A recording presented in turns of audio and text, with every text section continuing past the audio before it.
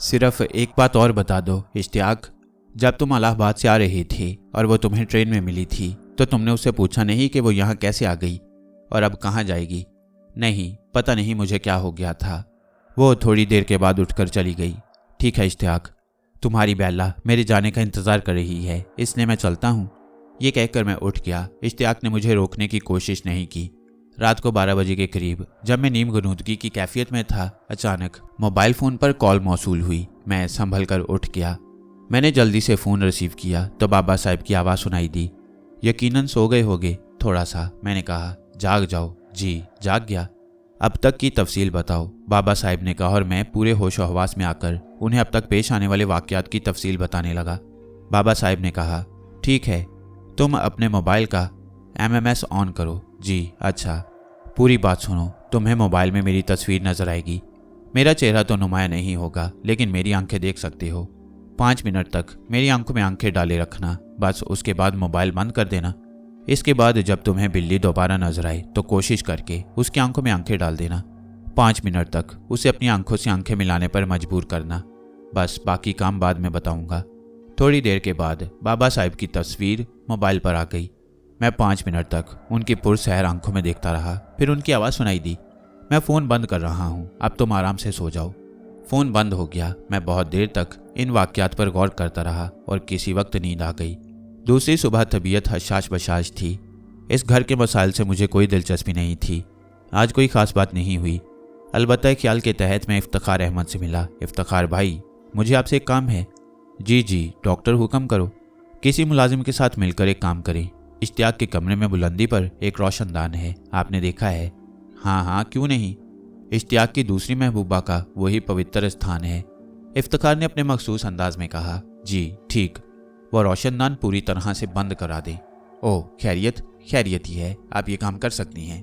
हाँ, लेकिन अगर कोई इस बारे में पूछे, असल मसला तो यही है, किसी को पता चलेगा तो पूछेगा ना, किसी को पता नहीं चलना चाहिए। इसके अलावा एक रोशनदान उनके वॉशरूम में भी है, उसे भी बंद करना होगा। बड़ा अजीब तरीका इलाज है, यानी रोशनदान को बंद करके कैंसर का इलाज किया जाएगा। तौबा तौबा तौबा, ये एक संजीदा मसला है। मैंने कहा, हो जाएगा हजूर, आपने पहला हुक्म दिया है, तामील होगी। आप चाहें तो ये काम रात के 10 बजे के बाद कर दें। अरे वाह, तब तो कोई मसला ही नहीं, आप समझ लें काम हो गया, इफ्तिखार ने कहा। इफ्तिखार के जाने के बाद मैं अपने मंसूबे पर गौर करता रहा। रात का खाना 9 बजे लगता था। खाने के दौरान कोई खास बात न हुई।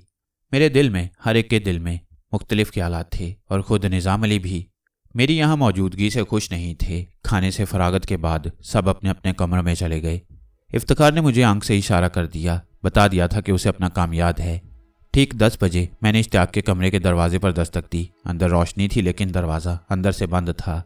कई बार दस्तक देने पर खुद इश्तियाक ने दरवाज़ा खोला। उसका चेहरा सुर्ख और आंखें बोझल थीं। अरे डॉक्टर साहब, आप खैरियत?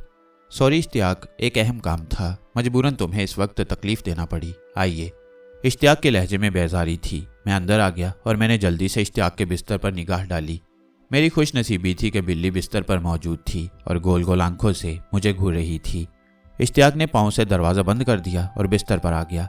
मैंने उसके बराबर की कुर्सी घसीट ली और बैठ गया। जी डॉक्टर कामरान, इश्तियाक बोला, आपका ज़्यादा वक्त नहीं लूँगा। आपकी बीमारी के बारे में आपसे चंद सवालात करना चाहता हूँ। मैंने बिल्ली के चेहरे की तरफ देखते हुए कहा। वो मेरी ही तरफ देख रही थी। मैंने उसकी आंखों में आंखें डाल दी और खुद मेरी आंखों में बाबा साहब की आंखें उभर आईं। अलबत्ता मैंने बिल्ली के बदन को झटका लगते देखा। इश्तियाक ने नाखुशगवार लहजे में कहा, मैं बीमार आदमी हूँ डॉक्टर साहब, ये वक्त किसी तरह के सवालात का नहीं है। मैं जानता हूँ, लेकिन मजबूरी थी। मैंने बिल्ली के चेहरे से नज़र हटाए बगैर कहा, फरमाइए। इश्तियाक ने कहा, लेकिन कुछ फरमाने की नौबत नहीं आई। अचानक बिल्ली ने एक भयानक चीख मारी और मसहरी से फर्श पर छलांग लगा दी। फर्श पर उसने लौट लगाई, फिर उछलकर एक डेकोरेशन पीस पर चढ़ी, वहां से रोशनदान पर। लेकिन वहां रास्ता बंद था। वो कुछ लम्हे वहां रुकी, फिर वापस नीचे कूदी और वॉशरूम की तरफ भागी। उसने वॉशरूम के दरवाजे पर टक्कर मारी और दरवाज़ा खुल गया। वो अंदर घुस गई, लेकिन इफ्तिखार ने जिम्मेदारी से अपना काम किया था। वॉशरूम से बिल्ली की भयानक चीखें उभरी और वह फिर बाहर निकल आई। अब वह पूरी कुव्वत से मुसलसल चीख रही थी और कमरे में भागी भागी फिर रही थी। ऐन उसी वक्त किसी मुलाजिम ने शायद बिल्ली की चीखें सुनकर दरवाज़ा खोला और बिल्ली ने उस पर छलांग लगा दी। मुलाजिम चूंकि दरवाजे पर था, इसलिए बिल्ली को बाहर जाने का रास्ता नहीं मिला। दूसरे लम्हे वह मुलाजिम के सीने पर चढ़ गई। पता नहीं क्या हुआ बेचारे मुलाजिम के साथ कि उसके हलक से भी भयानक चीखें निकलने लगीं। उसने बिल्ली को दोनों हाथों से पकड़ रखा था और खुद से अलग करने की कोशिश कर रहा था। मैं और इश्तियाक शशदर खड़े थे। बमुश्किल मुलाजिम ने बिल्ली को अपने वजूद से दूर किया और वह छलांग मारकर दरवाजे से बाहर निकल गई। मुलाजिम चेहरे पर दोनों हाथ रखे बुरी तरह धाड़ रहा था। उसकी चीखें सुनकर घर के सारे लोग दौड़ पड़े, रोशनियां जला दी गईं और एक अफसोसनाक सूरत हाल सामने आई। बिल्ली ने मुलाजिम की एक आंख निकाल ली थी। इफ्तिखार ने फौरी तौर पर तैयारी की और मुलाजिम को अस्पताल ले जाया गया। बेगम साहिबा और दिल अफरोज ने आसमान सर पर उठा लिया। वो चीख चीख कर बिल्ली को बद्दुआएं दे रही थीं। निज़ाम अली भी उनके हमनवा थे। हल्के हल्के छींटे इश्तियाक को भी दिए जा रहे थे कि उसने घर वालों को ना जाने कैसी कैसी मुश्किलात में गिरफ्तार कर रखा है। दादा अबू इस सानिया पर बिल्कुल खामोश थे। 3 बजे मैं अपने कमरे में आ गया। शदीद दिल चाह रहा था कि बाबा साहब को इस सारी सूरत हाल की इतला दूं, लेकिन मुझे सख्ती से हदायत की गई कि खुद कभी राब्ता ना करूं। जब भी ज़रूरत होगी फ़ोन वही करेंगे। हादसा ऐसा था कि अब भला नींद कैसे आ सकती थी। बिस्तर पर लेटा ख्यालात में डूबा रहा। फिर आंखों की थकन दूर करने के लिए आंखें बंद कर लीं, लेकिन चंद ही लम्हात में दोबारा आंखें खुल गईं। हल्की सी आहट हुई थी और जो कुछ नजर आया वो वहम नहीं था। बेहद अजीब से लिबास में मलबूस एक औरत मुझसे चंद गज के फासले पर खड़ी थी। उसका चेहरा गहरा स्याह था। सफ़ेद सफ़ेद दांत होंठों से बाहर झांक रहे थे। आंखें बिजली के बल्ब की तरह रोशन और सुरख थीं। उन आंखों में पुतलियां नहीं थीं। मैं घबरा कर उठा तो उसने मुझ पर छलांग लगा दी। उसके हलक से बिल्ली जैसी गुराहट निकली। मैंने उसे हाथों पर रोक कर जोर से धक्का दिया। मेरे हाथ उसके बदन से मस हुए तो मुझे यूं लगा जैसे वो बदन पत्थर का हो, लेकिन मेरे धक्के से वो काफ़ी दूर जाकर गिरी। मैं जल्दी से उठ खड़ा हुआ। दूसरे लम्हे वो भी उठी, लेकिन खड़ी ना हुई, बल्कि हाथों पैरों के बल ज़मीन पर रुकी। फिर अगले हाथ दबाए और पैरों की मदद से मुझ पर दूसरी छलांग लगा दी। मैं उसके सामने से न हटा, बल्कि जैसे ही वो मेरे करीब आई मैंने एक ज़ोरदार घूंसा उसके मुंह पर जड़ दिया। वो बिल्ली की तरह चीखी और दूसरी तरफ उलट गई, लेकिन पलटी खाकर फिर उठी और मुझ पर लपकी। ना जाने क्यों उस वक्त खौफ मेरे दिल से बिल्कुल निकल गया और मैं पूरी महारत से उसके मुकाबले में आ गया। उसके बाल उसके चेहरे पर बिखरे हुए थे। चेहरा और भयानक हो गया था, लेकिन वह रुके बगैर मुझ पर ताबड़तोड़ हमले कर रही थी और मैं उसके हर हमले को नाकाम बना रहा था। इस बार मैंने उसे लात मारकर दूर फेंका तो उसका सर दीवार से टकराया। उसके सर में चोट लगी और पेशानी से भल भल खून बहने लगा। इस बार वो फौरन उठ नहीं सकी और उठने की कोशिश में कई बार नाकाम हुई। तब मैंने उसके पांव देखे। उसके पंजे पीछे की तरफ थे, बिल्कुल उस तरह जैसे मैंने बिल्ली के पांव देखे थे। आखिर वो उठी और लंगड़ाती हुई दरवाज़ा खोलकर बाहर निकल गई। मैं अपनी जगह खड़ा किसी दूसरे वाक़े का मुंतज़िर रहा, लेकिन देर हो गई और कुछ नहीं हुआ। उस भयानक वजूद के अंदाज से पता चलता था कि अगर मैं ज़रा भी गाफिल होता तो वह मुझे चीर फाड़ कर डाल देती। आहिस्ता आहिस्ता सुबह का उजाला फैलने लगा। फिर फजर की आज़ान हुई और मैं वज़ू करने के बाद नमाज पढ़ने खड़ा हो गया। नमाज के बाद मैंने शुक्राने के नफल पढ़े और तबीयत तरोताज़ा हो गई। बाहर निकला तो मुलाजिम जाग रहे थे। मैंने एक मुलाजिम से ज़ख्मी मुलाजिम के बारे में पूछा। एक आंख निकल गई है साहब जी, बेचारा फैजू काना हो गया। मगर साहब जी, बड़े बोल से हमेशा बचना चाहिए। क्या मतलब? अल्लाह से तौबा ज़रूरी है साहब जी। हम यही बातें कर रहे थे। किसी में कोई ख़राबी होती है तो फैज़ू अल्लाह से तौबा करने की बजाय उसका मजाक उड़ाता है। एक दफ़ा एक औरत नौकरी के लिए आई थी। बेचारी की एक आंख ख़राब थी तो फैज़ू ने हंसते हुए कहा था कि चलो वो सबको एक नज़र से देखेगी। अब देख लें साहब जी, अब क्या होगा। इसीलिए कहते हैं बंदा बशर खुदा से डरे। इफ्तिखार साहब अस्पताल से वापस आ गए? मैंने पूछा। नहीं, वही तो इस घर में सबसे नेक बंदे हैं, वो अस्पताल में ही हैं। निज़ाम साहब वापस आ गए हैं। एक प्याली चाय मिल जाएगी? अभी लाता हूँ साहब जी, मुलाजिम ने कहा। मैं कुछ देर के बाद कमरे में वापस आ गया। दूसरे कमरों में बिल्कुल खामोशी छाई हुई थी। फिर बाहर बातें करने की आवाज़ें सुनाई दी और वही मुलाजिम जिससे मैंने चाय के लिए कहा था एक खूबसूरत ट्रॉली लिए अंदर आ गया, लेकिन उसके पीछे इफ्तिखार भी था। रात भर जागने से उसका हाल ख़राब हो रहा था। आंखें सुरख हो रही थीं।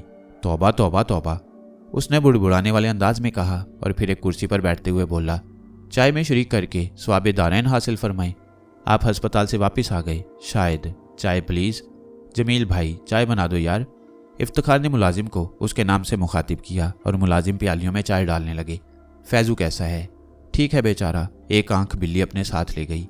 मुलाजिम बाहर निकल गया तो इफ्तिखार ने चाय के घोंट लेते हुए कहा, मेरे दिमाग में बड़ी चरखी चल रही है डॉक्टर कामरान। पहली बात तो ये है कि आपने बिल्ली के फरार के रास्ते क्यों बंद कराए थे। यह हादसा इसीलिए पेश आया कि बिल्ली को भागने की जगह नहीं मिली, इसलिए वो गजबनाक हो गई। बिल्ली के बारे में मशहूर है कि अगर वो घिर जाए तो हमला कर देती है और सीधा नरखरा दबोचती है। दूसरी बात, ना जाने क्यों मुझे इफ्तिखार की बात अच्छी नहीं लगी। फैजू ने एक अजीब इंकशाफ किया है। क्या? वो कहता है कि जिस बिल्ली ने उस पर हमला किया वो बेहद खौफनाक और काले रंग की थी। वो कसम खाकर कहता है कि ये वो बिल्ली बिल्कुल नहीं थी जिसका नाम इश्तियाक बेला लेती हैं। ओह अच्छा, हो सकता है वो ठीक कहता हो। और आप उस वक्त इश्तियाक के कमरे में मौजूद थे जब बिल्ली गजबनाक हुई। तीसरी बात, मैंने कहा, नहीं पहले मुझे बताएं आपने रोशनदान क्यों बंद कराए थे? आपने खुद ही कहा था उस वक्त कि रोशनदान बंद करके क्या कैंसर का इलाज किया जाएगा? हैं? हाँ, मैंने कहा था। बस तो यही समझ लें और एक राय दूं, आप सारी रात के जागे हुए हैं, आराम कर लें वरना बीमार पड़ जाएंगे। मेरे लहजे में कोई ऐसी बात थी कि इफ्तिखार हैरानी से मुझे देखने लगा, फिर बोला, गोया आप इस बारे में कुछ बताना नहीं चाहते। हाँ यही बात है, सॉरी, मुझे इजाज़त। वो उठते हुए बोला और मैंने मुस्कुराते हुए गर्दन हिला दी। वो बाहर निकल गया। मुझे उसकी परवाह नहीं थी कि वो किसी को मेरी हदायत के बारे में बता दे। बस बेचारे मुलाजिम का अफसोस हुआ। वो अगर दरवाजे पर ना आता तो यह हादसा ना होता। दूसरी बात, उसने काली बिल्ली वाली गलत नहीं कही थी। खूबसूरत क्या बल्कि हुस्न जमाल की देवी निर्मलवती ने एक काली चुड़ैल की शक्ल में मुझ पर हमला किया था और वो उसकी असली शक्ल थी। लेकिन अब मुझे क्या करना होगा? बाबा साहब के हुक्म के मुताबिक मैं उन्हें फ़ोन भी नहीं कर सकता। उस वक्त दिन के 3 बजे थे जब घर के एक मुलाजिम ने मुझसे कहा, साहब जी, अशरफ साहब आपसे मिलने आए हैं। अशरफ? मैंने कहा। अशरफ शीशे का एक जार लाया था जो कोई 8 इंच का था। सलाम के बाद उसने वो जार मुझे देते हुए कहा, बाबा साहब ने आपके लिए भेजा है और कहा है बाकी बातें वो फ़ोन पर बता देंगे। ठीक है अशरफ। अशरफ के जाने के बाद मैंने गौर से जार को देखा। उसमें कोई ख़ास बात नहीं थी, आम किस्म के शफाफ शीशे का बना हुआ। मैं बाबा साहब के फ़ोन का इंतज़ार करता रहा जो मुझे 4:30 बजे मौसूल हुआ। मगरिब की नमाज के बाद तुम्हें यह कहानी ख़त्म कर देनी है कामरान। जो हुक्म बाबा साहब। इस घर में सिर्फ 2 अफराद यानी सैयद अली और इफ्तिखार हैं जिनमें इंसानियत है। इफ्तिखार अपनी अना को कुचल कर अपने छोटे से ख़ानदान की कफालत कर रहा है। जी बाबा साहब, उन दोनों को शरीक अमल बना सकते हो। इश्तियाक बेगुनाह है। उसने उस चुड़ैल के नकली हुस्न से मुतासिर होकर उसकी कुर्बत नहीं इख्तियार की, बल्कि उस चुड़ैल ने काले सहर के जरिए उस पर कब्जा किया है। चुनाचे उसकी मदद फ़र्ज है। इसके बाद बाबा साहब ने मुझे समझाया कि मुझे क्या करना है। मैंने बाबा साहब से तो कुछ न कहा क्योंकि मैं जानता था कि वो यहाँ होने वाले वाक़यात से बेखबर नहीं होंगे। उन्होंने साफ कहा था कि मगरिब की नमाज के बाद ये कहानी ख़त्म कर देनी है। शाम की चाय पर मुझे खसूसी तौर पर मदऊ किया गया। ये पैगाम निज़ाम अली की तरफ से मिला। खाने के कमरे में निज़ाम अली, इफ्तिखार और दोनों खवातीन मौजूद थीं। सैयद अली अलबत्ता नहीं थे। सबके चेहरों पर संजीदगी तारी थी। आइए डॉक्टर साहब, आपसे तो मुलाकात ही नहीं हो पा रही, आइए तशरीफ़ लाइए, निज़ाम अली ने कहा। दोनों खवातीन के मुंह बने हुए थे। मैं कुर्सी पर बैठ गया। नाश्ता कीजिए प्लीज़, निज़ाम अली ने कहा और नाश्ता शुरू हो गया। नाश्ते के बाद निज़ाम अली फिर बोले, माफ़ कीजिए डॉक्टर साहब, आपसे अभी तक कोई तफसीली तारुफ नहीं हो सका। जी फरमाइए, आपका प्राइवेट क्लिनिक है या किसी सरकारी अस्पताल से तशरीफ़ लाए हैं? ये सवाल आप सैयद अली से कीजिए। क्यों? इसलिए कि सैयद अली ने मुझे अपने बारे में किसी को बताने से मना किया है। मैं किसी नहीं हूँ, इस घर का मालिक हूँ, निज़ाम अली ने नागवारी से कहा। सैयद अली साहब का फरमाना है कि वो इस घर के मालिक है। आपका अपना क्या फरमाना है डॉक्टर साहब? इस बार बेगम साहिबा ने मुँह खोला। मुझे बात करने दें, निज़ाम अली ने मुदाखलत की। अरे जाने दें, क्या पिद्दी का शोरबा। आपसे ज़्यादा बहादुर रुए ज़मीन पर कौन होगा, बात करेंगे। अब्बा जान ने आंखें दिखाई, दम निकल गया। खामोश रहें, आप मुझे बात करने दें। तो डॉक्टर साहब, आप यहाँ से और कितनी रकम बटोरेंगे? इलाज हो गया हो तो किसी और मरीज़ को देखें। आपकी वजह से हमारी प्राइवेसी मुतासिर हो रही है, इसलिए हम दरख्वास्त करते हैं कि आप खुद समझदार हैं। बेगम साहिबा ने सख्त लहजा इख्तियार किया। बेहतर है मैं दादा अब्बू से बात कर लूँ। आपके दादा अब्बू वो कहाँ से हो गए? ये हथकंडे यहाँ इस्तेमाल न करें तो बेहतर है। इस बार दिल अफरोज साहिबा ने अपना हक वसूल किया। मेरी एक तजवीज़ है, इफ्तिखार भिंची भिंची आवाज़ में बोला। मैं दादा अब्बू से गुजारिश करता हूँ कि इस मसले को हल करें। डॉक्टर साहब यहाँ खुद नहीं आए, बुलाए गई हैं। मैं चलता हूँ। शामत आई है तुम्हारी। इफ्तिखार ज़रा मेरी तरफ देखो, दिल अफरोज भड़क कर बोली। मैं तो मजाक कर रहा था। तौबा तौबा तौबा, इफ्तिखार ने गर्दन झुकाकर कहा। खैर आप लोगों का शुक्रिया, बस थोड़ा सा वक्त और दे दीजिए, मैं यहाँ से चला जाऊँगा। असल में डॉक्टर साहब, जो हादसा पेश आ गया है उसने हमें बहुत खौफजदा कर दिया है। आप मेहमान हैं, कहीं आप किसी हादसे का शिकार ना हो जाएं, निज़ामुद्दीन बोले। आपने उस हादसे के बारे में क्या सोचा? कुछ अजीब हो रहा है, अकल साथ नहीं दे रही, नाकाबिले फहम वाक़यात हैं, निज़ामुद्दीन ने कहा। उसी वक्त मेरी जेब में रखे फ़ोन पर वाइब्रेशन हुई। एक लम्हे को समझ में नहीं आया कि क्या करूं। वाइब्रेशन मुसलसल हो रही थी। मैं अपनी जगह से खड़ा हो गया। फ़ोन सुन लूं, मैंने कहा और बाहर निकल गया। मैंने बाहर आकर सेल ऑन किया तो बाबा साहब की आवाज़ आई, कामरान, इन्हें मुख्तसर तफसील बताकर शाम के प्रोग्राम में शामिल कर लो। इन कूर बातनों की बहनाई भी रोशन होनी चाहिए। मुनासिब अल्फाज में इन्हें सूरत हाल से आगाह कर दो। आवाज़ बंद हो गई। मैं दरवाज़ा खोलकर अंदर वापस आ गया। शुक्र है आप वापस आ गए। हम तो समझे आप दादा जान के पास हम लोगों की शिकायत करने चले। मैंने यहाँ से जाने के लिए आपसे थोड़ा सा वक्त मांगा था। हो सकता है ये वक्त सिर्फ चंद घंटे हों। अगर चंद घंटे भी ना होते तो हमें बड़ी खुशी होती, दिल अफरोज़ ने तंजिया कहा। मैं ये अल्फाज दादा जान को ज़रूर बताऊंगा, दिल अफरोज़। इफ्तिखार की कुव्वत बर्दाश्त जवाब दे गई। उसका नतीजा जानते हो? दिल अफरोज़ ने गुर्रा कर कहा। हाँ, नतीजा सोचकर ही यह फैसला किया है, इफ्तिखार ने लापरवाही से कहा। नहीं इफ्तिखार साहब, आप अपने दरमियान तलखी पैदा न करें। मैं आप लोगों को एक खौफनाक हकीकत से दो चार करना चाहता हूँ। ये बताइए, आपको अरवाह खबीसा के बारे में कुछ इल्म है? मुझे है, इफ्तिखार जल्दी से बोला और मैं उसकी बात ना समझा। क्या जानते हैं आप इस बारे में? मैंने सवाल किया। मुख्तलिफ शक्लों में मिलती हैं, कभी सास ससुर और बीवी की शक्ल में, कभी भूत और चुड़ैल की शक्ल में। उसका इशारा दिल अफरोज़ उसके बाप की तरफ था। शायद उस वक्त वो बहुत तप गया था और बेधड़क बोल रहा था। मैंने घबराकर उन लोगों की तरफ देखा, लेकिन एक लम्हे में पता चल गया कि उन कूर अक्लों को उसके इस तंज का अंदाज़ा नहीं हो सका। ये सब तोहमात हैं, थके हुए जहनों की तख्लीक, नाजिम अली ने कहा। मुझे आपसे इख्तलाफ है। होगा, मगर तुम क्या कहना चाहती हो? यही कि आपके घर में एक चुड़ैल का बसेरा है। मैंने कहा तो नाजिम अली मुझे तीखी नज़रों से देखने लगे। और तुम्हारे उससे गहरे ताल्लुकात हैं। मैं कहता हूँ तुम आखिर क्या खेल खेल रहे हो? नाजिम अली बोले। ये चुड़ैल उस वक्त से इश्तियाक के पीछे लगी है जब वो इलाहाबाद एक शादी में गए थे। वहाँ कोई हवेली आजिम अली है। उस पुरानी हवेली में वो चुड़ैल मौजूद थी। वो इश्तियाक पर आशिक हो गई और उसके पीछे लगी, यहाँ तक चली आई। अब वो उस हिंदू लड़की के रूप में इश्तियाक के पास आती है और एक बिल्ली की हैसियत से भी उसके पास रहती है। Oh my God, my God, कैसी ज़बरदस्त कहानी है। सर, आप डॉक्टर हैं या राइटर? क्या खूबसूरत कहानी गढ़ी है, जिंदा किरदारों के साथ, दिल अफरोज़ ने कहा। और मुआविन है इफ्तिखार अहमद, वरना शादी और हवेली आजम अली के बारे में इन्हें क्या मालूम, बेगम साहिबा ने कहा। इफ्तिखार गुस्से से खड़ा हो गया, लेकिन मैंने उसे पकड़ लिया। कुछ मिनट और इंतज़ार कर लो इफ्तिखार, साथ ही उठते हैं, मैंने कहा। हाँ हाँ बैठो, अभी पूरा मैजिक शो देखो। अभी ये रुमाल से कबूतर निकालेंगे, मुंह से लोहे के गोले उगलेंगे। मगरिब की नमाज के बाद इश्तियाक के कमरे में आ जाइए, वहाँ आपको असली मैजिक शो देखने को मिलेगा। भूलिएगा नहीं, मगरिब के बाद। आओ बच्चे जमूरे। मैंने इफ्तिखार का हाथ पकड़ा और कमरे से बाहर आ गया। इफ्तिखार गुस्से की शिद्दत से लरज़ रहा था। तुम नफ्स कशी कर रहे हो इफ्तिखार, अपने अहले खानदान के लिए। उसे सब्र व सुकून से जारी रखो और इस बात पर यकीन रखो कि वक्त ज़रूर बदलता है, तुम्हें बहुत कुछ मिलेगा। कितने बुरे लोग हैं, इंसान ऐसे भी होते हैं, वो बोला। हाँ होते हैं, मैंने कहा। मैं उसे लिए हुए अपने कमरे में आ गया। वो देर तक खामोश रहा, फिर बोला, जो बात आपने कही वो गलत नहीं होगी। हाँ, तुम्हें मालूम है कि मुझे बाबा पर्दापोश ने यहाँ भेजा है। वो कदम कदम पर मेरी रहनुमाई कर रही हैं। तुम्हें एक ज़रूरी काम करना है। बताइए। एक बार उन दोनों रोशनदानों को चेक कर लो, उसी तरह बंद हैं या खुल गए। अगर खुले हों तो दोबारा बंद करवा दो। मैं कर लेता हूँ, लेकिन क्या मुलाजिम को ज़ख्मी करने के बाद बिल्ली दोबारा कमरे में आएगी? हाँ ज़रूर आएगी, बल्कि मुमकिन है वो अब भी इश्तियाक के पास हो। मगरिब के बाद क्या होगा? तजस्सुस तो है, इफ्तिखार बोला। इंशाल्लाह चुड़ैल की कहानी ख़त्म हो जाएगी। बड़ा सस्पेंस है। खैर मैं चलता हूँ, दादा अबू को भी वहाँ बुलाना है।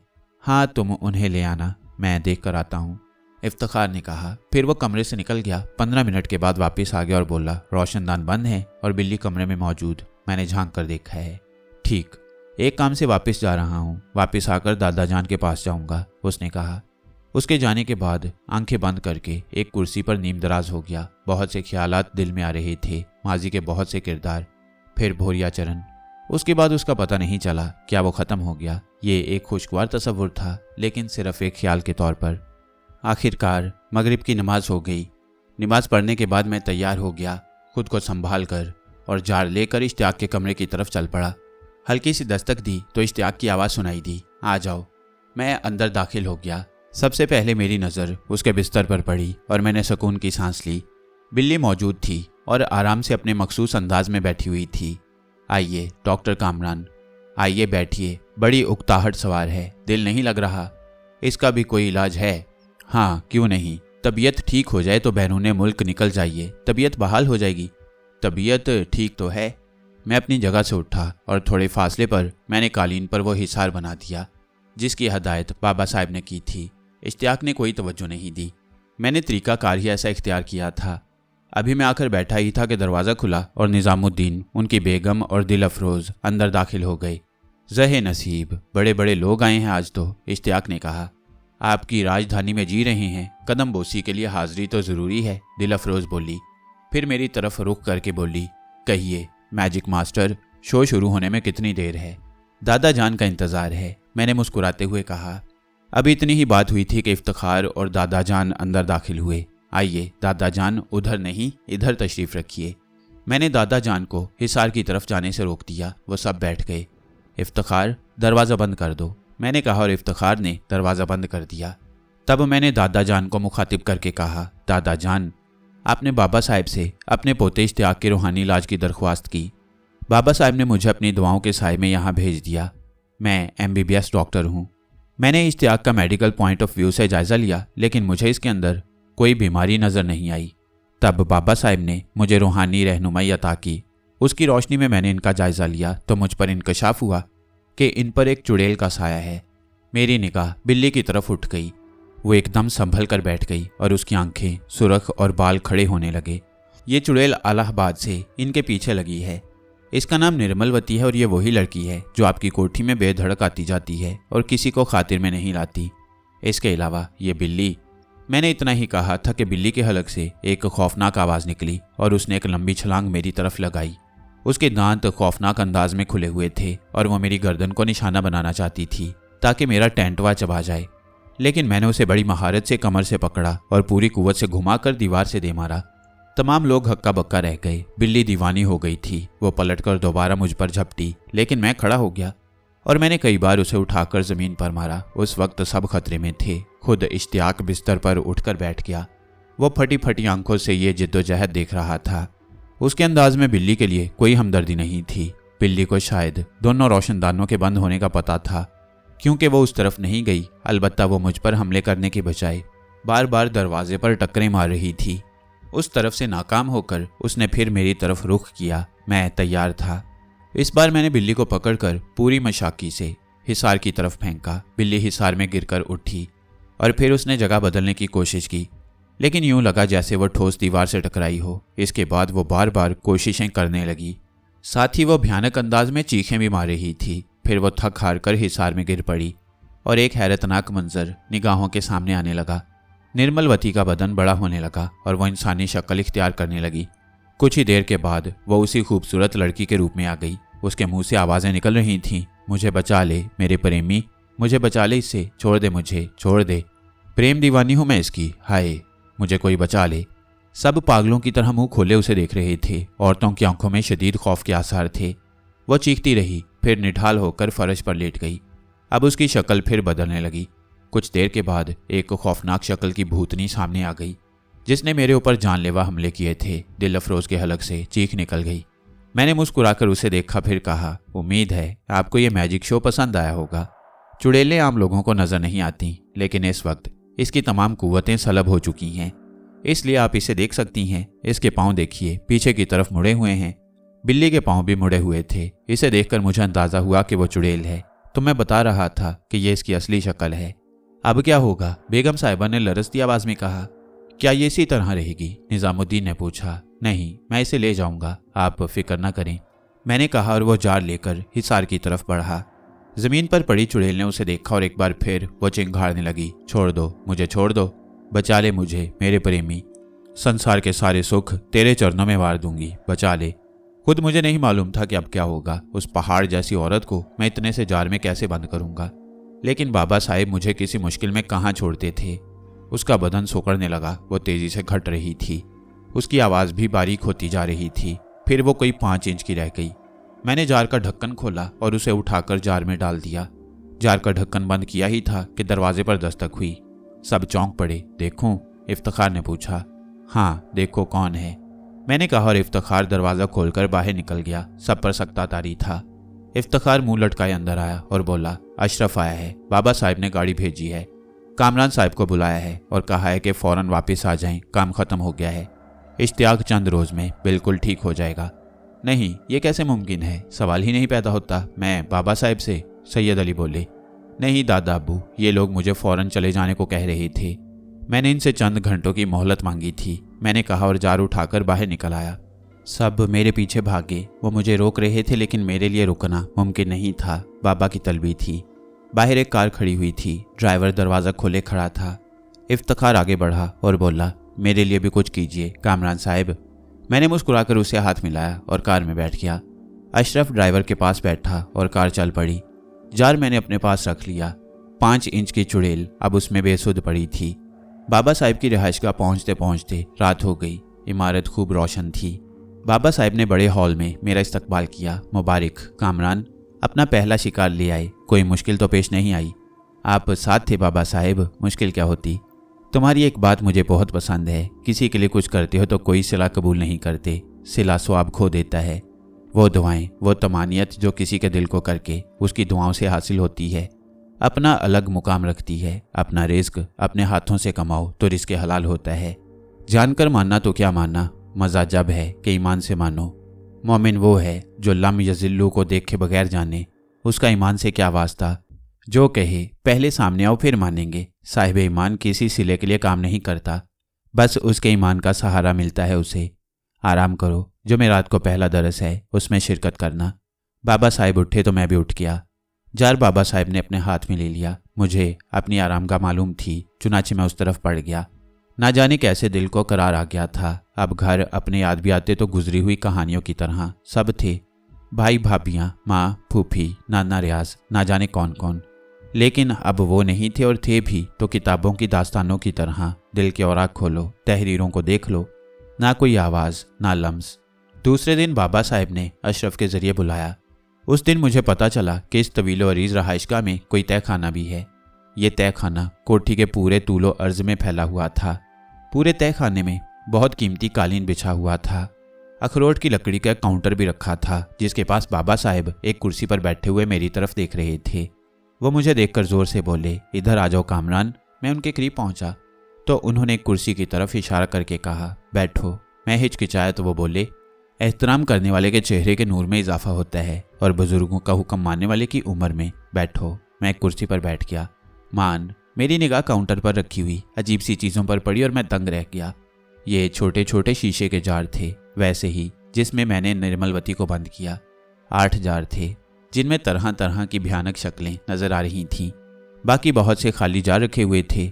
ये वो हैं जो खुद को बहुत सरकश और ताकतवर समझते थे। इन्हें उनके बुरे अमल की सज़ा दी गई। मुख्तलिफ अंदाज की सज़ाएं हैं इनकी। भटकी हुई रूहें हैं, शैतान की बिगाड़ी हुई। बेवकूफ़ ये नहीं सोचते कि मालिक कायनात हर लम्हे पर कादिर है। वो जिसे चाहे जब चाहे किसी को उसके अमाल की सज़ा या जजा दे दे। उसके एक इशारे पर शैतान मलून भी एक मामूली से जार में बंद नजर आए, लेकिन वो कादिर अपनी मखलूक को आजमाता रहता है। उसने अपनी तख्लीक को इस कायनात से नवाजा है, उसे सब कुछ अता फरमाया है। वो कुछ जिसकी फहरिस्त बनाई जाए तो उम्र नाकाफ़ी है। वो यही देखता है कि कौन कितना शुक्रगुजार है। मैंने गौर से देखा तो एक जार में मुझे निर्मलवती भी नजर आई। तब मैंने सोचा कि काश ऐसे ही जार में मुझे भोरिया चरण भी कैद नजर आए। जुमेरात को यहीं दरस होगा। तय खाने का रास्ता तुम्हें पता चल गया। वापसी में और गौर से देख लूँगा। इशा के बाद आ जाना। फिर बोले, अफलाक भाई बड़े कंजूस हो, कुछ खाने के लिए लाओ। वो कुछ लम्हे रुके, फिर बोले, हाँ हाँ ले आओ, खुद ही ले आओ। अब रूनमाई हो ही जाए, ले आओ। और चंद ही लम्हों के बाद एक खुशनुमा मेज़ सामने आ गई। उस पर इतने खूबसूरत फल आ सजे जिनकी मिसाल मुश्किल। उसके बाद चाय की केतली और प्यालियाँ वगैरह, जिनके साथ दूसरे लवाजमात भी थे। कोई नादीदा वजूद ये सब कर रहा था और मेरे रोंगटे खड़े हो गए। चलो कामरान, शुरू हो जाओ। ये अफलाक है, हमारा दोस्त, बहुत जल्द तुमसे मुलाकात करेगा।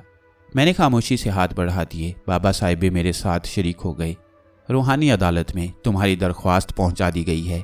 वहाँ समात में वक्त लगता है, इंशाल्लाह तुम्हें रुकन बना लिया जाएगा, बाबा साहब ने कहा। मैंने खामोशी ही बेहतर समझी। फिर बाबा साहब की इजाज़त से वापस आ गया। लेकिन मेरे दिल पर बहुत असर था। नब्ज बहुत तेज़ हो गई थी। डॉक्टर बनने के ख्वाब देखे थे, लेकिन अब उससे बड़ा एजाज़ मिल रहा था। अफलाक के बारे में सोचा, अंदाज़ा हो रहा था कि वो कौन है।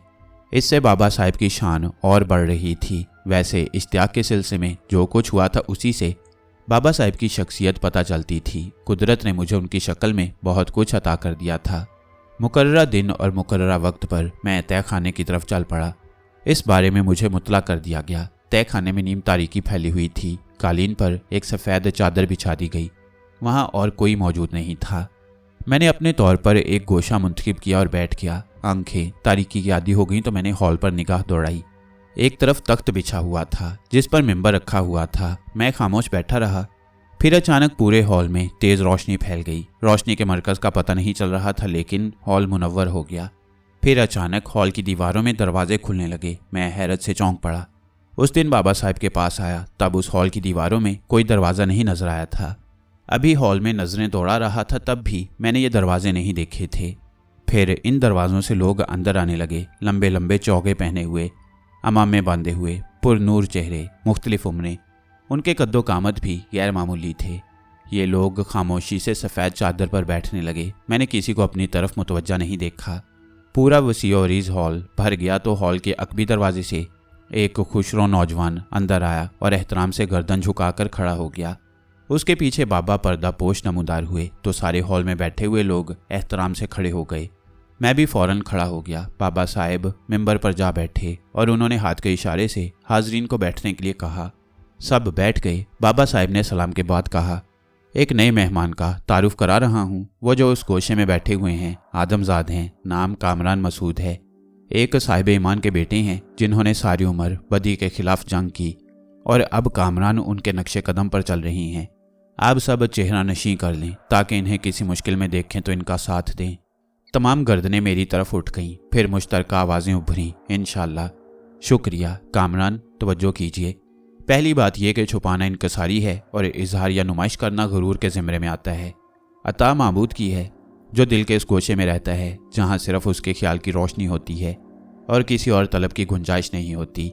जैसे अपनी ज़ात का तारुफ जो गुरूर या खुद नुमाई की मंजिल की तरफ रुख करता है। इजज़ बंद मुट्ठी में जुगनों की तरह होता है और गुरूर किसी ऐशगाह की छत में लटका फानूस जो बेशक ऐशगाहें रोशन करता है लेकिन वो इंसानों के हाथों की तख्लीक होता है, बल्कि रो का मोहताज। बिजली चली जाए तो रोशनी ख़त्म, जबकि जुगनू की तख्लीक ज़ाते एज़दी की है, हमेशा रोशन रहने वाली। चुनाचे अपना इल्म, अपना हुनर, अपना ज़रफ़ मुट्ठी में बंद जुगनू की तरह छुपाओ। खुद को जाहिर करके दाद पाओगे तो बड़ा ही खो बैठोगे। कोई बड़ा फैसला खुद ना करो, इसमें रहनुमा से रहनुमाई तलब करो और याद रखना खुद को खुद नुमाई के इम्तिहान में डालोगे तो मौत भी तुमसे नफरत करेगी। बाबा साहिब का एक एक लफ्ज़ बिजली की तरह दिमाग में चमक रहा था, कानों में गरज रहा था। तरस देर तक जारी रहा। फिर बाबा साहिब ने आखिरी अल्फाज अदा किए और खामोश हो गए। तमाम हाजरीन उठ उठ कर बाहर निकलने लगे। आखिर में बाबा साहिब भी उसी दरवाजे से चले गए तो अफलाक मेरे पास आ गया। ये वही खुशरो नौजवान था जिसने बाबा साहिब के साथ हॉल में कदम रखा। आप भी आराम फरमाइए। अब किसी भी हाजत पर मुझे आवाज़ दे लिया कीजिए, ये बाबा साहिब का हुक्म है। मैं हॉल का रास्ता तय करके अपनी आरामगाह में आ गया। अजीब कैफियत हो रही थी। दिल कह रहा था कि माबूद अजीम, मैंने कौन सी ऐसी नेकी की थी जिसके एवज़ तो मुझे ऐसे मर्तबे से नवाज रहा है। सबसे बड़ी बात यह थी कि अब एक अजीब सी शेर चश्मी का एहसास होता। यूं लगता जैसे सब कुछ मेरे पास हो, कोई तिश्नगी बाकी ना हो। नमाज का शुरू से आदी था। एक सुबह जागा तो अजीब एहसास हुआ। सामने का मंजर देखा तो कमरे की दीवार थी, लेकिन फिर दीवार तहलील होती हुई महसूस हुई और बाहर बाग का मंजर नजर आने लगा। मैं हैरान रह गया। बाग में परिंदों के लिए खुराक और पानी रखा था। फाख्ताओं का एक खूबसूरत जोड़ा पानी पी रहा था। ये देखने के लिए कि जो कुछ देख रहा हूँ सिर्फ तखय्युल है कि सच, बाहर निकल आया। बाहर फाख्ताओं का जोड़ा पानी पी रहा था। उसके बाद ये मुसलसल होने लगा। बाबा साहिब ने हुक्म दिया था कि घर में कैदी बनकर ना रहूं, बाहर घुमा फिरा करूं। कभी कभी अशरफ से कहता तो वही गाड़ी आ जाती जो मुझे लेने निज़ाम अली के घर गई थी। ड्राइवर भी वही होता, लेकिन उससे कभी बात नहीं हुई। चुनाचे घर से बाहर निकल जाता था, मगर बाहर भी वही कैफियत रहती। कभी लगता जैसे वैश्य दरिंदों के गौल आंखों के सामने से गुजर रहे हों। कभी सांप, बिच्छू और दूसरे हशरातुल अर्ज रेंगते नजर आते। एक दिन बाबा साहिब से तज़किरा किया तो खुशगवार लहजे में बोले, मुबारक हो, आगाज़ हो गया है। कैसा आगाज़ बाबा साहिब? आंखों में रोशनी आ रही है। एक अमल बता रहा हूँ, उसका आगाज़ कर दो। चंद लम्हे खामोश रहने के बाद बाबा साहिब फिर बोले, अफलाक तुम्हें कुछ चीज़ें मुहैया कर देगा। वो उन सारी चीज़ों को ज़रूरत के मुताबिक नस्ब भी कर सकता है, लेकिन बेहतर है अपने ये काम तुम खुद करो। एक आईना होगा जिसे तुम 2 हिस्सों में तकसीम करके दीवार पर लगा लेना। उसके बाएं हिस्से को स्याह कपड़े से ढकना होगा। इस काम की तामील के बाद तुम दीवार से 4 फुट के फासले पर खड़े होकर आईने में अपना अक्स देखोगे। ये काम तुम्हें दिन के वक्त करना होगा, जब सूरज चमक रहा हो और उसका अक्स आईने पर हो और उसकी चमक तुम्हारी आंखों को खीरा कर रही हो। लेकिन तुम्हें एक आंख बंद करके आईने के काले हिस्से को देखना होगा, यानी काले कपड़े वाले हिस्से को। फिर दूसरी आंख को पूरी तरह खोलकर चमकदार हिस्से को देखो, लेकिन चकाचौंध बर्दाश्त करनी होगी। इसके साथ तुम्हें कुछ कलिमात पढ़ने होंगे। ये अमल 7 दिन के लिए होगा। 7 दिन के बाद तुम्हारी आंखों और दिमाग का रास्ता एक हो जाएगा और तुम्हारे अंदर इतनी कुव्वत पैदा हो जाएगी कि तुम किसी भी इंसान के दूसरे रूप को देख सको, उसके अंदर का हाल जान सको। ये मशगला बहुत दिलचस्प होगा और तुम ऐसे दर्दमंदों के बारे में जान सकोगे जिनकी मदद करके तुम सवाब कमा सकती हो। मेरा दिल खुशी से धड़क उठा। शैतान भोरिया चरण ने मुझे काले जादू की कुव्वत से किसी भी मरीज के अंदर झांक कर उसकी बीमारी जानने की ताकत दी थी, लेकिन दर हकीकत मुझे हमेशा एक शर्मिंदगी सी रही कि मैं एक नापाक कुव्वत के ज़ेरे असर ये सब कुछ करके शोहरत हासिल कर रहा हूँ। अब बाबा साहिब ने ये रूहानी अमल बताया जिसकी तकमील करके मुझे जो कुव्वत हासिल होगी वो रूहानी कुव्वत होगी। अफलाक ने मुझे मतलूबा चीज़ें मुहैया कर दी और मैंने तसल्ली बख्श तौर पर उन्हें नस्ब कर लिया। फिर मैंने पूरी तवज्जो से इस अमल का आगाज़ कर दिया। एक आंख बंद करके मैं काले कपड़े को देखता, फिर दूसरी आंख से सूरज की रोशनी को, साथ ही बाबा साहिब के बताए हुए अल्फाज को दोहराता। 7 दिन पूरे हो गए तो बाबा साहिब की खिदमत में हाजिर हो गया। उन्होंने मामूल के मुताबिक मेरा इस्तकबाल किया और बोले, कभी कभी शागिर्द भी उस्ताद की कमज़ोरी बन जाता है। तुम जिस लगन और सादतमंदी से हर अमल बेलौस और मेहनत से करते हो वो तुम्हारी खूबी है। आज मैं तुमसे तुम्हारे बारे में बातें करना चाहता हूँ। मेरे दिल में खुशी की लहर बेदार हो गई। बाबा साहिब बोले, तुमने अपने वालिद साहब के बारे में बताया था कि अपने लाहुबाली दौर में वो एक बदकार साधु के जाल में फंस गए थे, लेकिन अपने कुव्वत ईमानी से वो हर मुश्किल झेल गए। मैं ये कहना चाहता हूँ कि माँ बाप की विरासत औलाद को ही मिलती है, ख्वाह वो रुपये पैसे और जायदाद की शक्ल में हो, ख्वाह नामो नमूद की शक्ल में।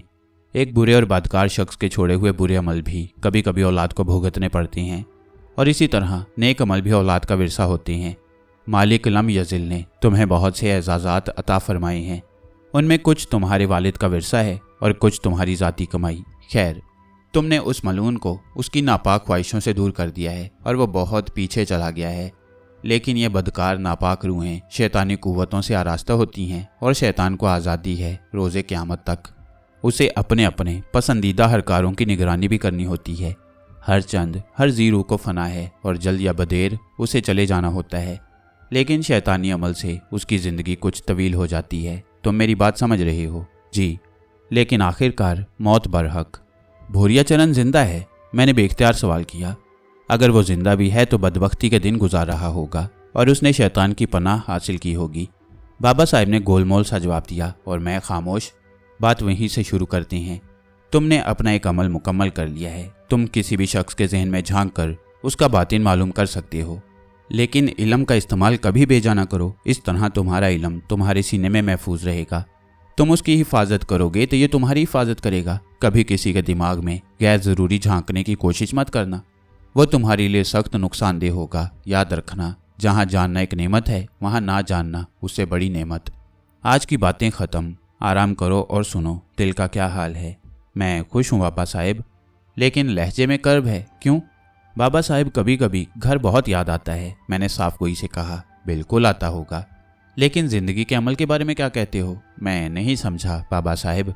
मैं समझाता हूँ। नौउम्री होती है, माँ बाप और दूसरे रिश्तों का प्यार हासिल होता है। जवान होते हो, बूढ़े होते हो, मर जाते हो, सब रिश्ते खो जाते हैं। जिन्हें अपने पीछे सोगवार छोड़ जाते हो वो अपनी ज़िंदगी के अमल से गुजर रहे होते हैं। कुछ अरसे गमज़दा रहते हैं, फिर भूल जाने का कुदरती अमल शुरू हो जाता है और वह उसमें गुम हो जाते हैं। ये कायनात इसी तरह चलती है। जो चीज़ हमेशा जिंदा रखती है, जानते हो वो क्या है? आप फरमाइए, मैंने कहा। इल्म, बाबा साहिब बोले। और इल्म एक कुएं के गिर्द चकराते हुए नहीं मिलता, उसके लिए हरकत बहुत ज़रूरी है। दुनिया में लातादाद साहिब इल्म पड़े हैं, किसी के पास क्या है कौन जाने। देखोगे, मिलोगे तो पता चलेगा। मुझे कहाँ जाना होगा बाबा साहिब? मैं क्या बता सकता हूँ, ये तयन तो किस्मत करती है। बस तुम्हें आगाज़ करना होगा। अब जाओ। मैंने तुम्हें दोबारा रोक लिया। और सुनो, ये रुमाल ले जाओ। तुम ईशा की नमाज पढ़ने के बाद खाना खाते हो? जी बाबा साहब। खाने के 1 घंटे के बाद बाहर लॉन पर निकल जाना, वहां अनार के दरख्तों के झुंड के पास 2 जानू बैठ जाना और ये रुमाल सर पर ओढ़कर आंखें बंद कर लेना बेहतर। मैंने एहतराम से रुमाल ले लिया। अपनी रिहाइश का आकर मैं बाबा साहब की बातों पर गौर करने लगा।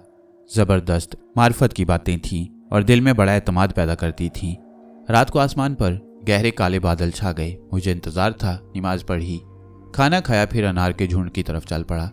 एक मुनासिब जगह मुंतखब करके बैठा और रुमाल को सर पर ओढ़ लिया और आंखें बंद कर लीं। थोड़ी देर गुजर गई, फिर बंद आंखों में सितारे नाचने लगे। ये सितारे रोशन होते जा रहे थे। यूं लग रहा था जैसे रोशनियां जल रही हों। ये रोशनियां वाज़ेह होती जा रही थीं और फिर अचानक दिल उछलकर हलक में आ गया। ये मेरा घर था, 100% मेरा घर, वही जमशेद रोड वाला।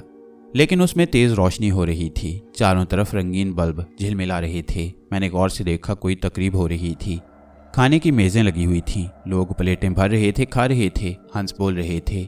एक एक को गौर से देखा, सब मौजूद थे। नाना रियाज, फूफी शमसा, गालिबन शमसा फूफी के किसी बेटे की कोई तकरीब थी। सब खुश थे। मेरे भाई बेहतरीन सूट पहने हुए थे। भाभियाँ बाल बाल मोती पिरोए हुए थीं और मेहमानों की खातिर मदारत कर रही थीं। क्या ये सब कुछ सच है? ये लोग मुझे भूल गए, उन्होंने मुझ पर सब्र कर लिया। ऐसा होता है? क्या वाकई ऐसा होता है? साथ में एक पुरवकार आवाज़ मेरे कानों में गूंजी, जवान होते हो, बूढ़े हो जाते हो, मर जाते हो, सब रिश्ते खो जाते हैं, भूल जाने का कुदरती अमल शुरू होता है। लेकिन मैं तो जिंदा हूँ। अचानक जहन को झटका लगा। माँ कहाँ है? सुरैया बेगम कहाँ है?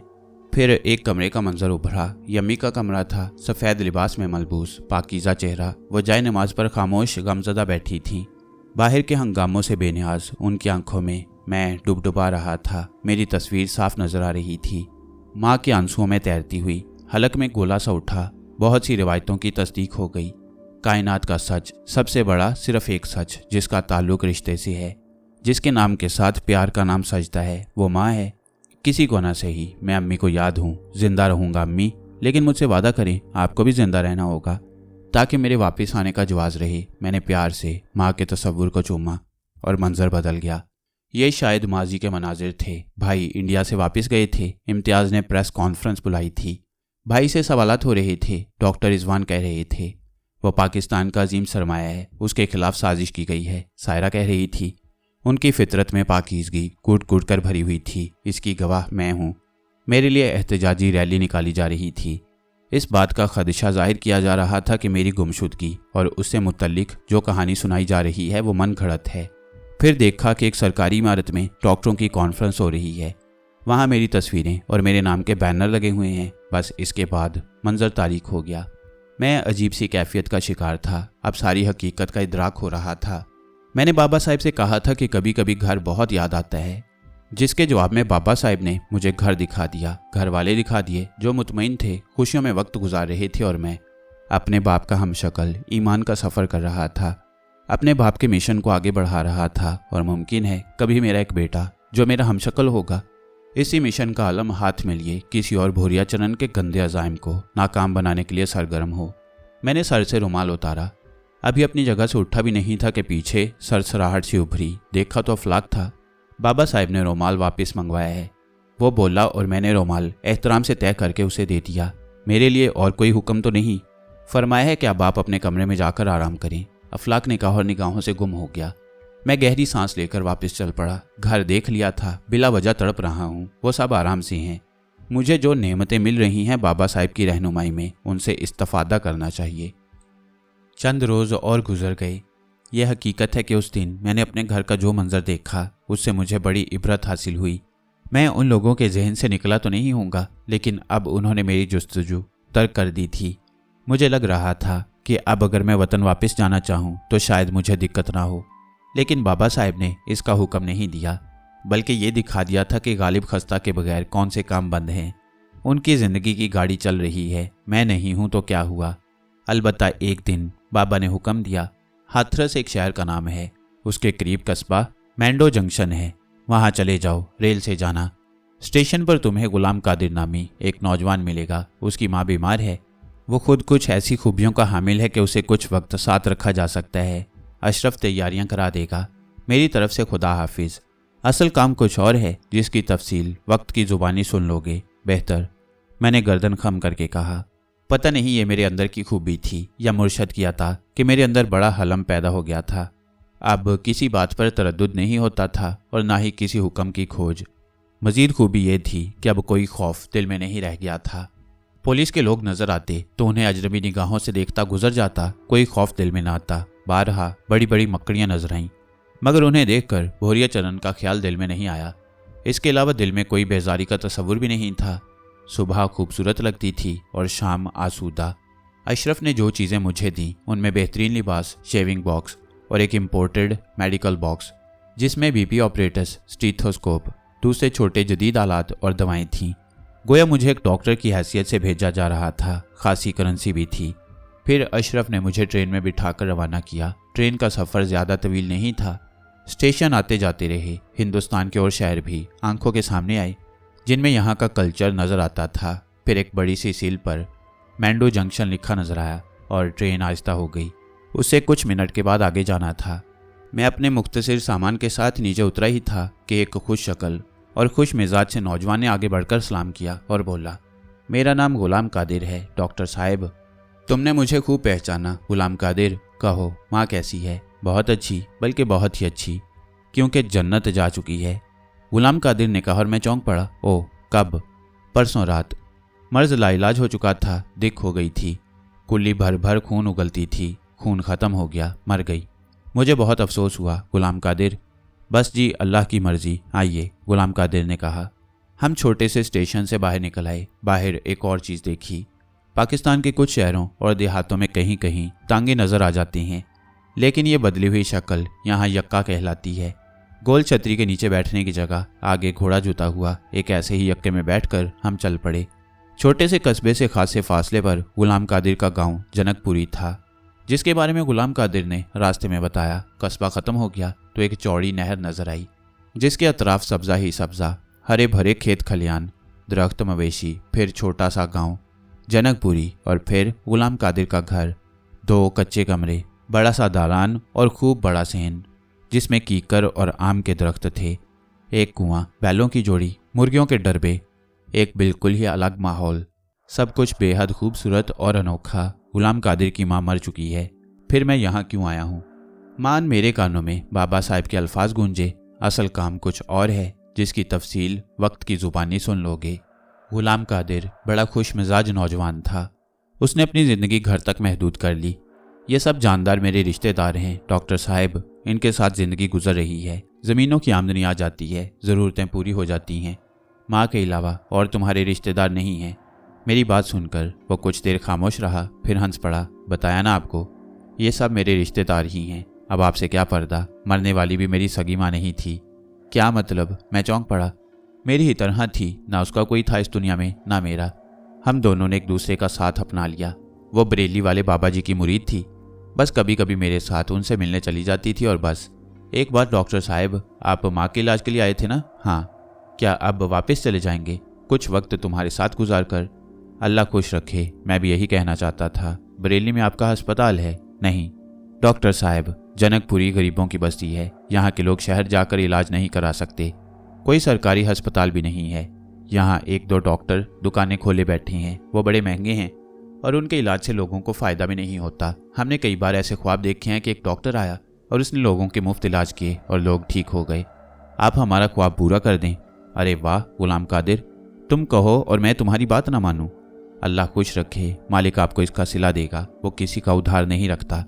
गुलाम कादिर खुशी से पागल हो गया। फिर उसने उन बीमारों की फहरिस्त बतानी शुरू कर दी जो उसके बकौल शहर जाकर अपना इलाज नहीं करा सकते थे।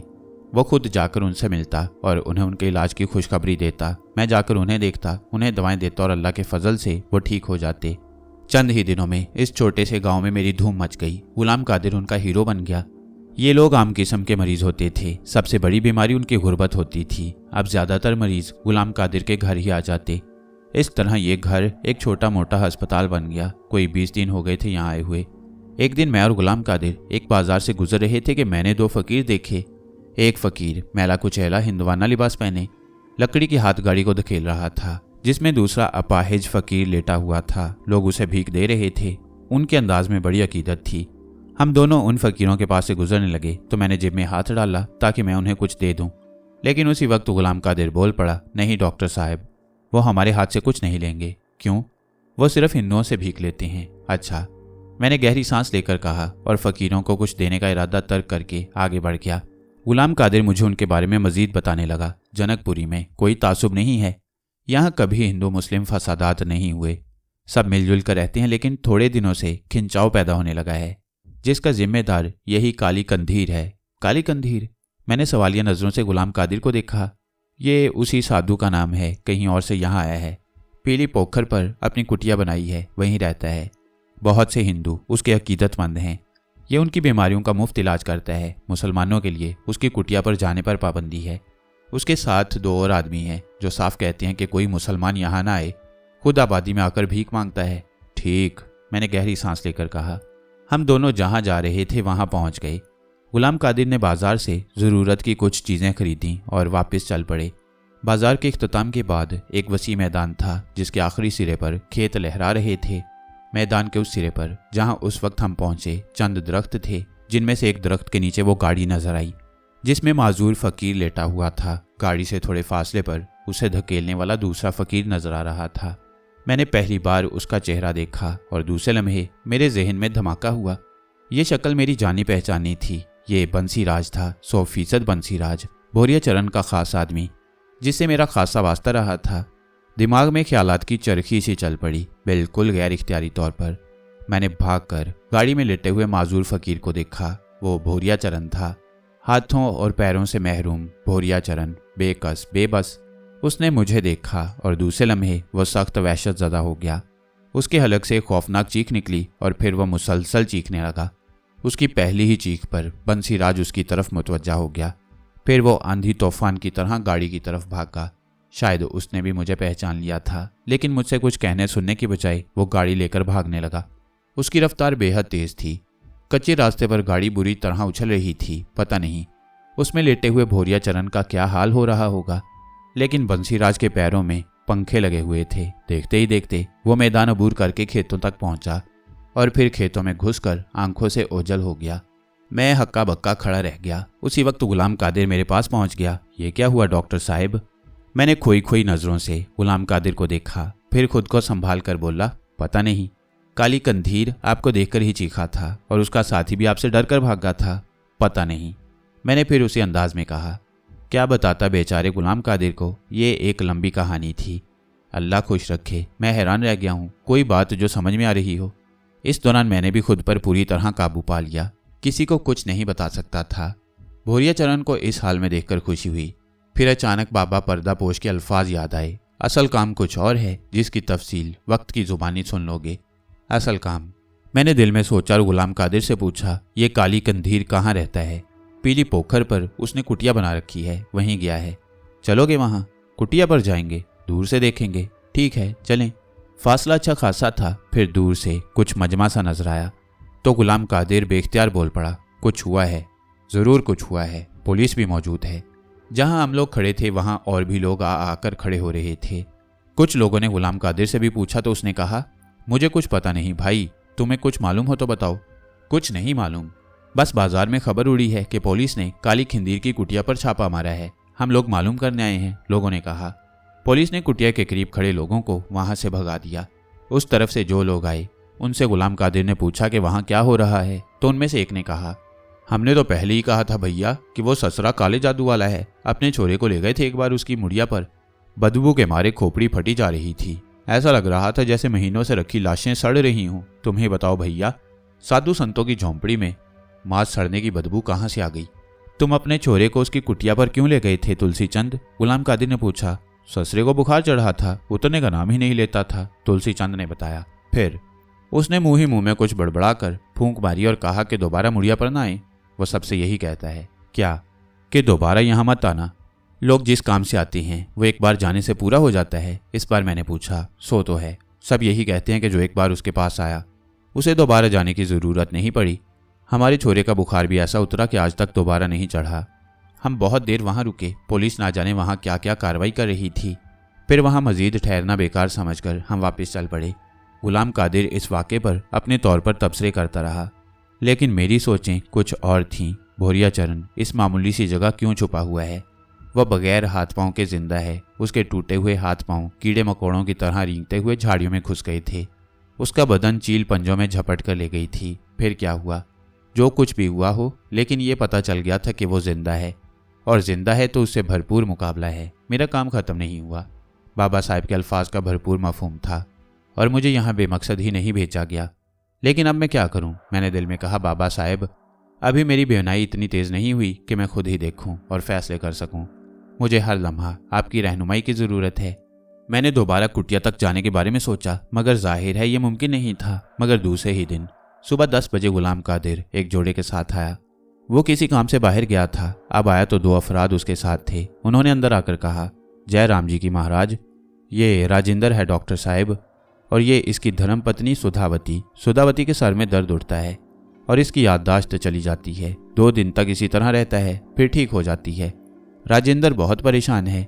इसके पास और भी काम की खबरें हैं। ये पूछ रहा है कि क्या डॉक्टर साहब हिंदुओं का भी इलाज करते हैं या सिर्फ मुसलमानों का? गुलाम कादिर बोला, नहीं राजेंद्र भैया, मैं सिर्फ मरीजों का इलाज करता हूँ। उनका दीन धर्म कुछ भी हो, डॉक्टर ये नहीं सोचता। मैंने कहा, भगवान सुखी रखे, हमारी बस्ती में पहले 3 धर्म का कोई झगड़ा नहीं था। ये सब उस पापी काली कंधीर का फैलाया हुआ है। अच्छा, तुम सुधा बहन के इलाज के लिए उसके पास नहीं गए? सूरत ही से नफरत थी हमें उसकी। हम कभी नहीं गए। भगवान ने हमें उससे दूर रखा। अब खुल गई बस्ती वालों पर उसकी असल। राजेंद्र ने कहा, बड़ी खास खबरें सुनाई है राजेंद्र ने डॉक्टर साहब। गुलाम कादिर ने उसकी तरफ इशारा करके कहा, चलो खबरें बाद में सुन लेंगे, पहले सुधा बहन की खबर ले लें। आइए सुधा बहन, मैंने कहा। फिर सुधा को एक जगह बिठाकर उसका जायजा लेने लगा। अल्लाह ताला के करम से मुझे उसकी बीमारी का पता चल गया। उसे 2 इंजेक्शनों की ज़रूरत थी। जो मेडिकल बॉक्स मुझे फ्लाक ने दिया था वो बाबा साहब का दिया था।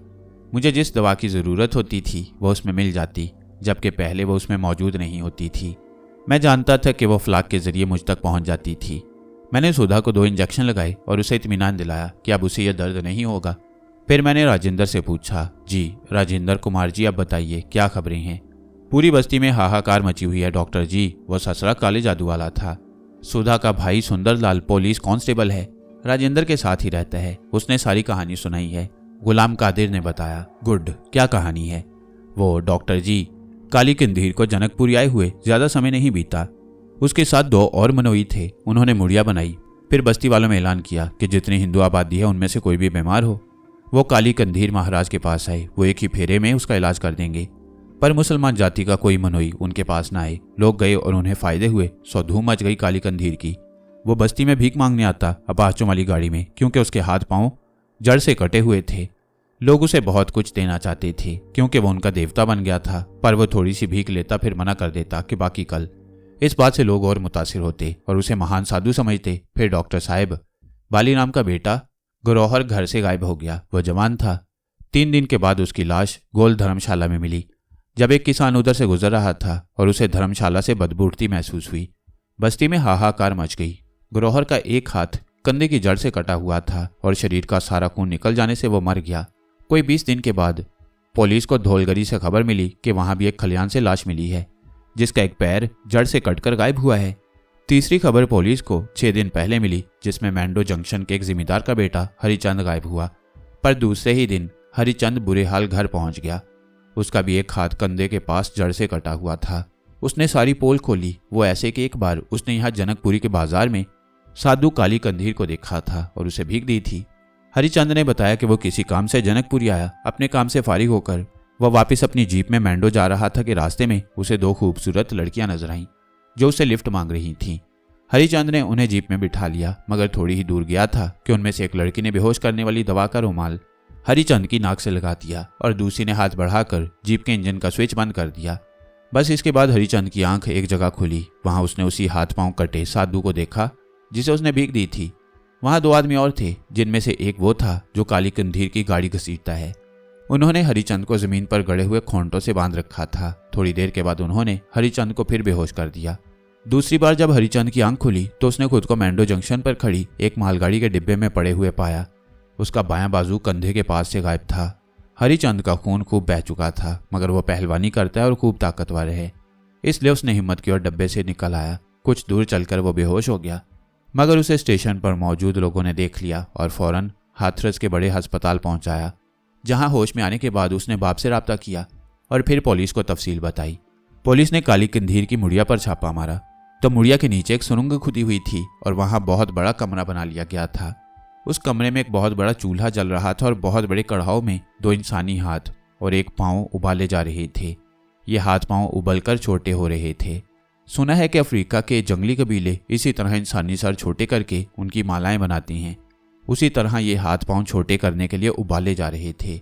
अभी साधु कंधीर को एक पांव की और ज़रूरत थी, जिन्हें किसी तरह वो अपने हाथ पांव की जगह लगाना चाहता था, क्योंकि उसके हाथ पांव कटे हुए थे। शायद वो ये हाथ पांव जादू के जोर से अपने हाथों पैरों की जगह जोड़ना चाहता था। बड़ा बकट होवे है भैया ये काला जादू। अब देखो क्या होवे। सुंदरलाल बता रहा था कि सारे पुलिस वाले उससे बुरी तरह डरे हुए हैं। वो कहाँ है? हाथरस की कोतवाली में है और उसके साथी वो भी उसके साथ बंद हैं। और वो औरतें वहां नहीं मिली जिन्होंने हरिचंद को वहां रखा था? गुलाम कादिर ने पूछा। नहीं, और कोई नहीं मिला। कोई नहीं जानता, लेकिन मैं जानता था कि वो पूर्णिया होंगी। राजेंद्र ने कहानी पूरी की और जाने के लिए तैयार हो गया। मैंने उसे कहा, सुधा बहन ठीक हो जाएंगी, तुम अपना काम जरूर करना कि अगर काली कंधीर के बारे में कोई और बात मालूम हो तो आकर बता देना। ठीक है डॉक्टर जी, जयराम जी की। राजेंद्र अपनी बीवी के साथ चला गया। गुलाम कादिर कुछ देर इस मौजू पर बातें करता रहा, फिर वो किसी काम से निकल गया। उसके जाने के बाद मैं भोरिया चरण के बारे में सोचने लगा। मैं वाकयात की कड़ियां मिला रहा था। मेरे हाथों हाथ पांव तोड़वा कर भोरिया चरण ने इधर का रुख किया। उसकी काली ताकत उसे उसके हाथ पांव वापस नहीं दिला सकी। फिर उसने अपने हाथ पांव के हसूल के लिए काम शुरू कर दिया और कोई तरकीब निकाल ली। 2 अफराद मौत का शिकार हो गए, तीसरा तकदीर से बच गया और वह पुलिस के हाथ लग गया। लेकिन पुलिस उसके आगे क्या हैसियत रखती थी? अलबत्ता उसे ये पता चल गया कि मैं यहाँ पहुँच गया हूँ। वो मेरे खून का प्यासा है। चुनाचे जहाँ मैं उसके सारे मंसूबे खाक में मिलाने में मसरूफ़ हूँ, वहीं वो अपनी कुव्वत हासिल करके मुझसे मारने के लिए तैयारी में लगा है। लेकिन मैं अब बेजिगर हो गया था। मुझे कोई खौफ नहीं था। अलबत्ता ये सोच ज़रूर जहन में थी कि अब मुझे कब तक यहाँ रहना है।